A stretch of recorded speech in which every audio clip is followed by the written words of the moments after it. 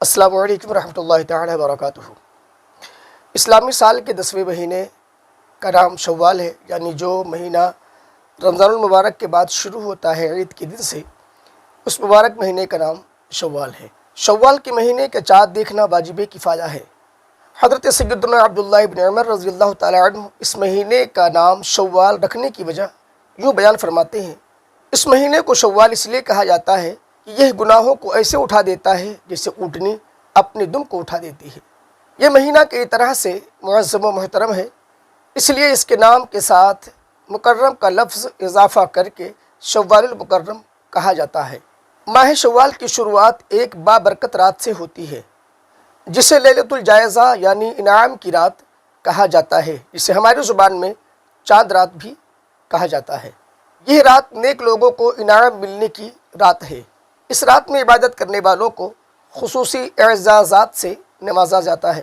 نبی اکرم صلی اللہ تعالی علیہ وسلم نے فرمایا: جس نے عیدین کی رات ثواب کی نیت سے قیام کیا یعنی نفل نمازیں پڑھی، اس کا دل اس دن نہیں مرے گا جس دن لوگوں کے دل مر جائیں گے۔ دوسری حدیث یہ ہے کہ عید کی رات شب بیداری کرنے والے کے لیے جنت واجب کر دی جاتی ہے۔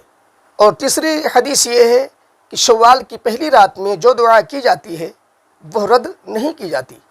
احادیث مبارکہ میں جس طرح چاند رات میں عبادت کی فضیلت و اہمیت کو بیان کیا گیا ہے، اسی طرح عید کے دن کے بھی فضائل بیان کیے گئے ہیں۔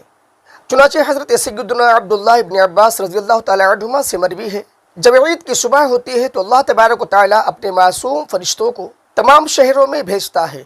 چنانچہ وہ فرشتے زمین پر تشریف لا کر تمام گلیوں اور چوراہوں کے سروں پر کھڑے ہو جاتے ہیں اور اس طرح ندا دیتے ہیں: اے امت محمد صلی اللہ تعالی علیہ وسلم، اس رب کریم کی طرف چلو جو بہت زیادہ عطا کرنے والا ہے اور بڑے سے بڑا گناہ معاف فرمانے والا ہے۔